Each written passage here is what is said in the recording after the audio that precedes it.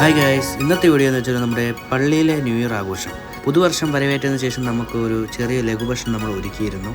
അപ്പോൾ നമ്മുടെ കുട്ടിമണികൾ ഇവിടെ തന്നെ ഉണ്ടായിരുന്നു കേട്ടോ. അതിനുശേഷം സംഘടനയുടെ വാർഷിക റിപ്പോർട്ട് വായനയായിരുന്നു. അച്ഛൻ പ്രാർത്ഥിച്ച് ഓരോ സംഘടനയുടെ വാർഷിക റിപ്പോർട്ട് വായിച്ചു തുടങ്ങി. ബാലജന സഖ്യം, സൺഡേ സ്കൂൾ, യുവജന സഖ്യം, സ്ത്രീജന സഖ്യം, ഈ 4 റിപ്പോർട്ടും വായിച്ചിരുന്നു. അതിനുശേഷം ആ ഓരോരോ സംഘടനകളുടെ സമ്മാനദാനങ്ങളായിരുന്നു. സൺഡേ സ്കൂൾ, ബാലജന സഖ്യം, യുവജന സഖ്യം, സ്ത്രീജന സഖ്യം ആരാധനയ്ക്ക് ശേഷം സംഘടനകൾ നടത്തി വരുന്നുണ്ട്. അതിൽ വയ്ക്കുന്ന കാണിക്ക തുകയിൽ നിന്നാണ് എല്ലാവർക്കും സമ്മാനങ്ങൾ നൽകിയിരുന്നത്. എല്ലാ വർഷവും നമ്മൾ പുതുവത്സര ദിനത്തോടനുബന്ധിച്ചാണ് നമ്മൾ സമ്മാനദാനങ്ങളും വാർഷിക റിപ്പോർട്ടുകളും എല്ലാം വായിച്ചുകൊണ്ടിരിക്കുന്നത്. ഈ കൂട്ടത്തിൽ തന്നെ നമ്മുടെ ക്രിസ്മസ് ഫാദറിന് നമ്മളൊരു സമ്മാനം നൽകിയിരുന്നു.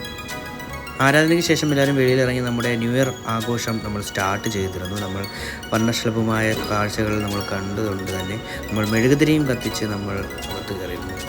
നമ്മുടെ സഭാജനങ്ങൾ മെഴുകുതിരി കത്തിച്ച് സന്തോഷത്തോടു കൂടി നമ്മൾ പുതുവത്സരം ആഘോഷിച്ചു.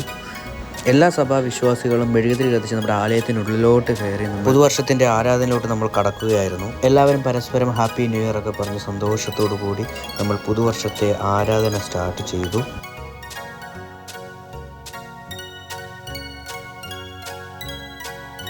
അച്ഛൻ്റെ പുതുവത്സര ആശംസകൾക്ക് ശേഷം ആശീർവാദം കഴിഞ്ഞ് ഒരുക്കിയിരുന്ന ലഘുഭക്ഷണവും കഴിച്ചാണ് നമ്മൾ എല്ലാവരും വീട്ടിലേക്ക് പോയത്.